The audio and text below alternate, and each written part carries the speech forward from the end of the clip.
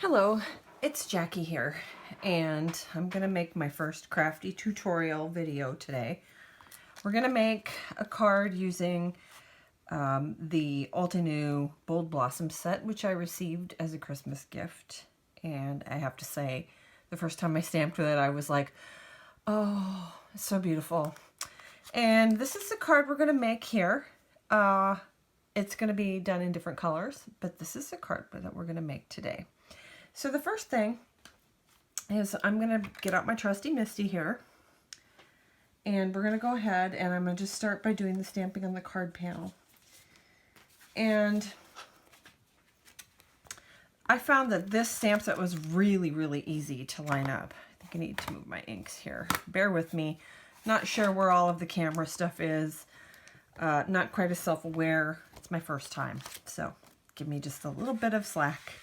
Anyway, so how I'm going to do is I'm going to slide my 4 1/4 by 5 1/2 inch card panel. This is Nina Solar White 80-pound cardstock under my little grid. This little grid paper actually was given to me by somebody, but I think it's used for quilting. And she had given me an 8 1/2 by 11 sheet, and I cut it down and I used it. So the first thing I'm going to do is I'm going to take out the stamps. Oh, and a little tip here, if you don't put them in those envelopes right away, which I just got these, I a lot of times will slide my scissors up the side of this. I just think it's easier than opening and closing that plastic paper. Anyway, so I'm going to go ahead and I'm going to make the rose, and I'm calling this as a rose. It definitely looks like a rose to me. But I'm going to go ahead and I'm going to start with the solid layer. And I'm going to try to get it kind of somewhere in the middle here. I'm using my little grid to line it up. And I usually, you know, I'm really technical here. I count how many boxes are on either side when I'm trying to like center something. Anyway, so I'm going to take and I'm going to close my MISTI. I swear this MISTI, best thing ever. I'm going to put all my magnets on because I tend to think these bigger stamps stick a little bit to your paper, and that's kind of frustrating. And then the other thing I'm going to do, even though I have used this set, is I'm going to go ahead and I'm going to use my eraser on there just to kind of give it a little bit of tooth, as we like to call it, just something for the ink to stick to. So the first ink I'm going to use is called Volcano Lake. It's one of the Altenew colors. It's sort of a minty color. So we're making a minty rose color. And I'm just going to go ahead and ink this guy up.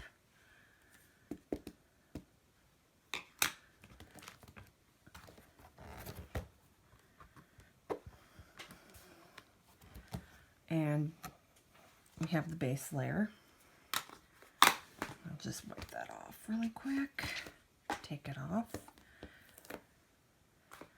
And then I'm going to do the next layer, and the next layer on here is actually this one. It's the thicker one. They aren't really in any sort of order, but I've used enough of these multi-layer stamps that I've kind of figured out how they work, or at least how they work for me. You may have a better way of actually lining them up. But here, I'm just going to kind of turn it, and I use these little, this sort of like the V in there. That seems to be kind of a good place to try to line them up. And pardon my head here if it's in the video. I just have to make sure I'm getting it right. Okay. Use my trusty MISTI.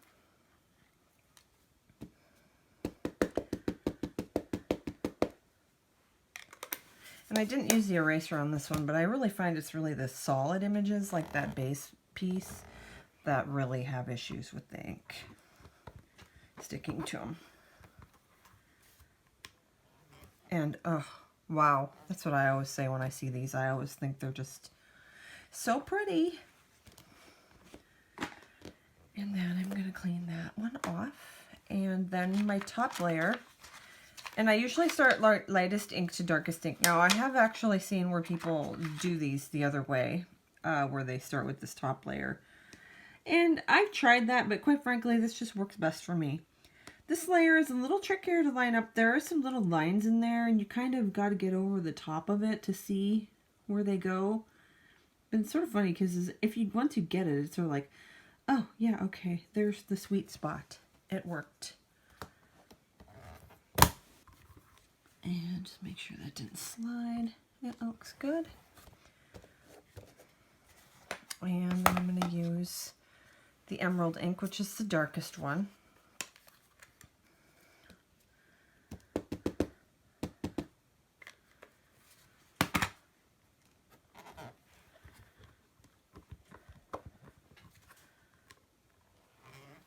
And voila! Isn't that beautiful? It's so pretty, so pretty. Oh, where'd my mask go? Okay, and then on my original card, I actually used, I actually had pre-cut a mask. I'm not going to cut it in front of you right now, but I had a mask because we're going to go ahead and mask off this flower. And I tend to like to use the outline image for my mask. And he got a little crinkled here, but he should work for our purposes. And I just kind of smooth that mask down. This is just Post-it note tape.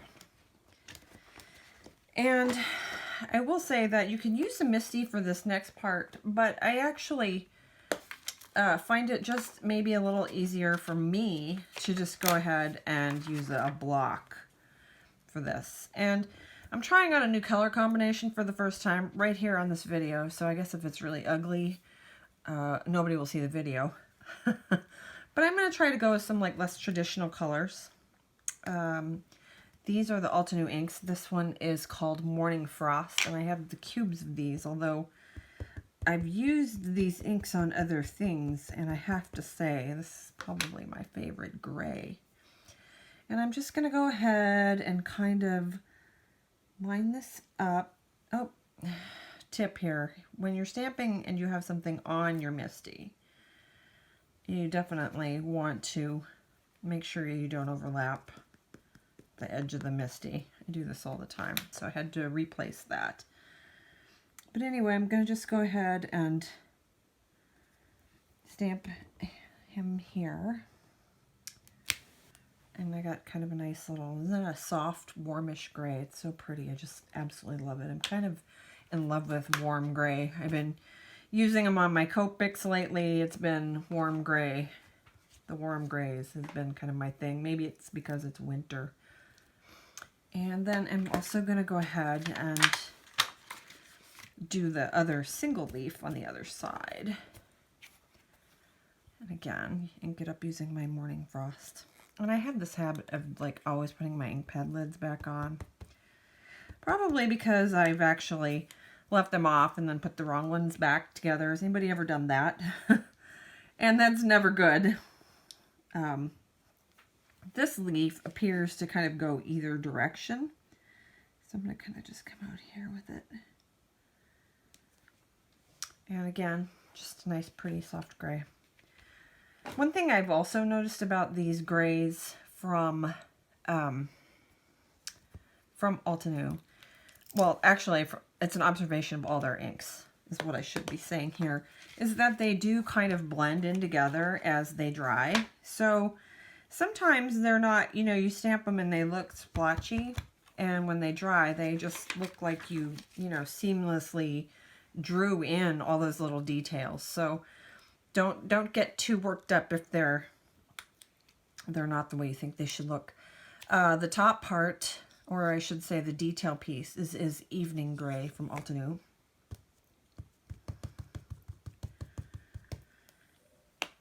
And I hope I don't sound too nervous. I'm a little nervous, even though I'm just really talking to myself right now. So, pardon my head again here. I'm just going to line this up. And some of the grays are a little hard to see with the mask.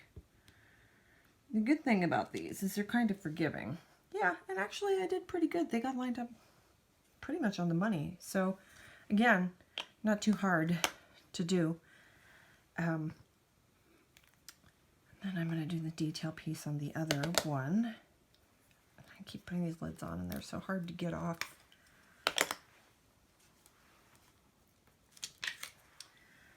I'm learning, people.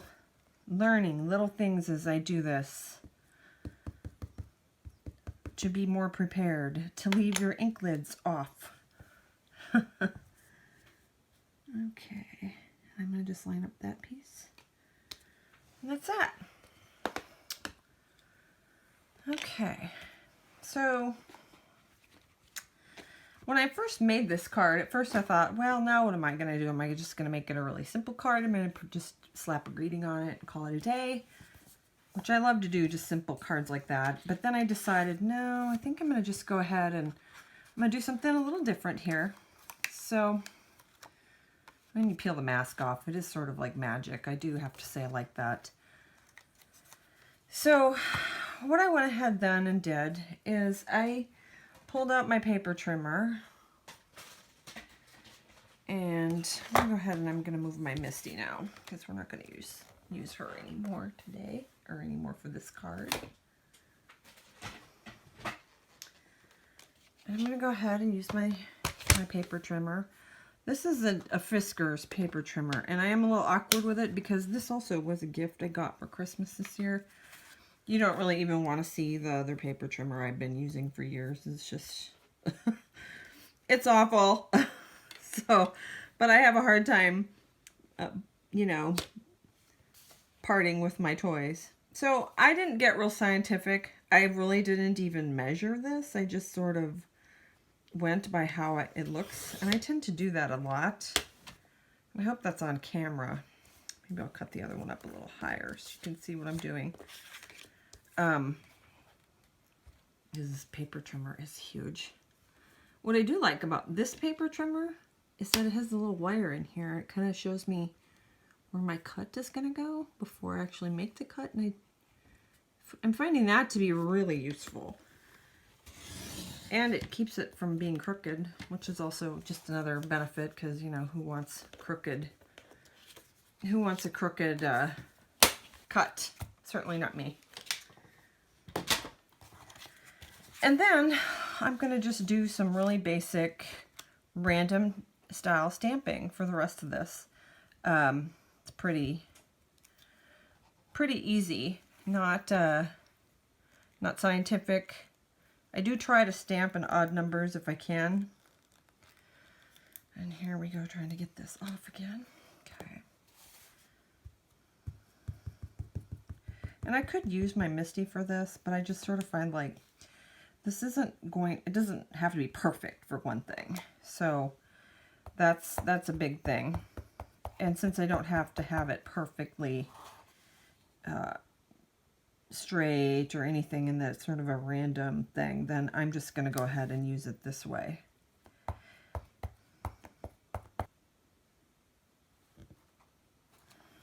Voila, done. Okay, so now really all that's left is the assembly of the card, and that's pretty easy peasy. One thing I still need to do is I trimmed these down pretty tight here. The other card I made, I actually had more white space on top and bottom of this piece, and so I didn't trim these, but I kind of want to trim these, especially if I can trim that one that looks a little off. So I'm going to drag out the big giant paper cutter again here, and I'm just going to cut off a little bit. And again, it's kind of nice because you can really see what's going to go away here.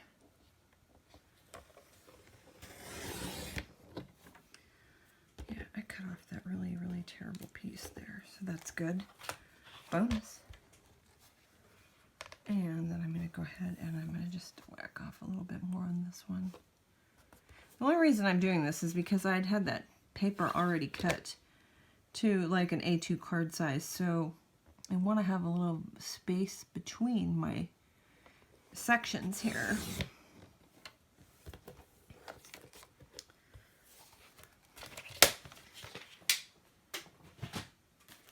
Okay, and I do actually happen to have some paper cut here, so that's good. And I'm going to just go ahead and use my little quick adhesive here.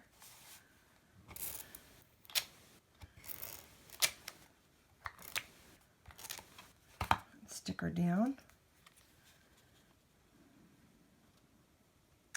And I wanted just a little bit of the black showing on the bottom, so it's just ever so slightly showing on the bottom, and I'll do the same on the top as well.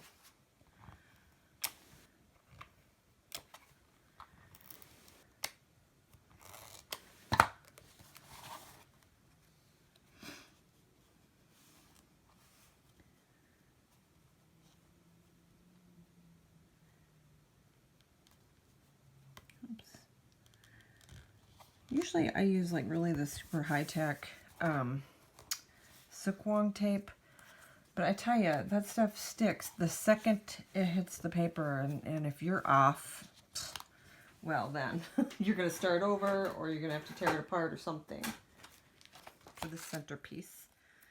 So I'm just going to go ahead and tear off some foam tape.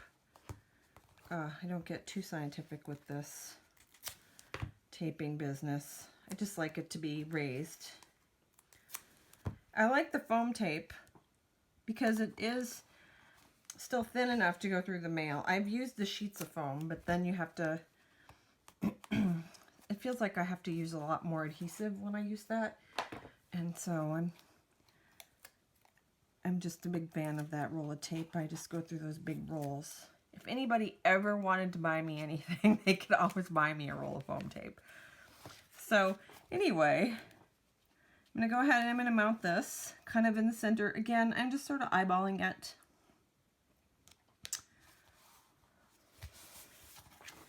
Isn't that beautiful? Just so pretty.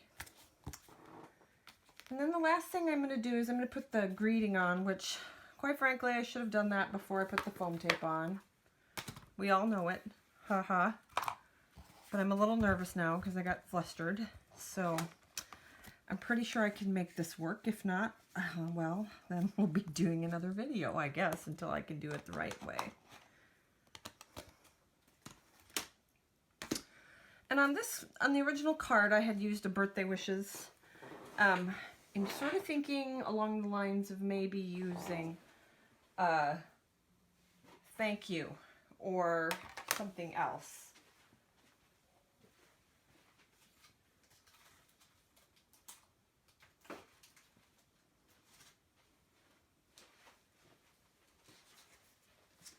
A lot of times when I'm making cards, I just use whatever is nearby sometimes. I also just love this set. You can see I've already cut out a bunch of masks for it. This was an Altenew set. And it has some really cute greetings on there. I think I'm just going to use thank you because I do need to send some thank you cards out for Christmas gifts. So I need to replenish my stock of those. And this is a bold sentiment, so it's going to be okay to go over the top of this card and this flower. I mean, originally when I first made the card, I thought I needed a sentiment that was smaller, but I really didn't, because I kind of like, I think it looks a little more finished and a little more organic if you just go ahead and use that. So I did, this is mounted on tape, but I think it's going to still be fine. I'm using my VersaFine black ink, which is just the best, I think, for doing a really nice black sharp grading. And I'm just going to set it down. I can tell it's mounted because my MISTI lid is like, hey, you're a little too tall here, but I think it's going to be fine. And see, it's still fine, so whew, didn't want to have to do this all over again. And then the last thing, well, not quite the last thing, but one thing I like are, I'm kind of addicted to these dewdrops. The first place I saw these was way back when I used to scrapbook. These are, they were called dewdrops, and they were by Robin's Nest, and they came in these like really cute little bottles. You know, like all our scrapbooking supplies came in these really cute bottles that we had to display. And anyway, so I have had a lot of these forever. Pretty Pink Posh came out with the clear ones, and so does Paper Trade. They also have some clear ones. Theirs are a little more sparkly, so I'm not sure what the difference is. And then other places that have these, So Susie Stamps carries these. They're called Skittles on her site, and I've managed to get quite a few colors through there. She has a great selection, and they're like $2, so I really like that. Nice little price point to get a bunch of different colors. Another place that started carrying them too, in fact, I think these are the ones that I just recently got. It's a little larger package. These are from Honeybee Stamps, so definitely check those out. But anyway, so on the other card I had used some pink dewdrops. And on this card, I'm just going to use some teal ones. And I think I'm going to just use some clear also, just to mix them up. And I've had a lot of people ask me, well, how do you know where to put those? Well, I really don't know where to put them. I just put them where I think they look okay. I tend to always use, I kind of have a little bit of a pattern with them. So I tend to always use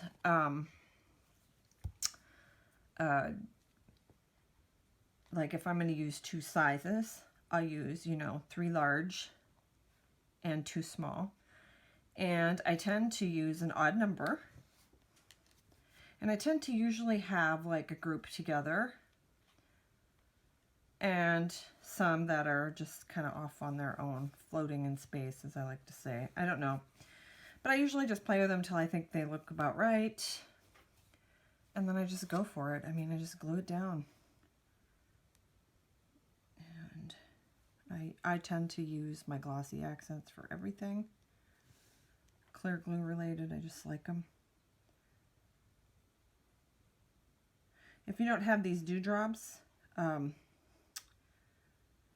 or if you just have the clear ones, you can also color them with like a alcohol ink. Actually, I think your Copic markers also will color them, or any alcohol marker that you might have. Put that down.